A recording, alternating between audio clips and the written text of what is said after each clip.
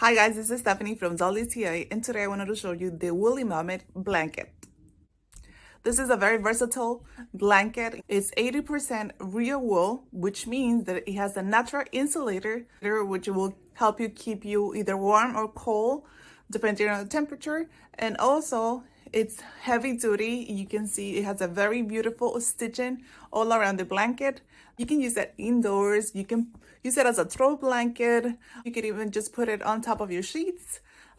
Since it's a little bit heavier, it will keep you warm at night, or you can also use it outdoors when it gets a little chilly. You just put it over. Since it's big, you can fit your whole family under it.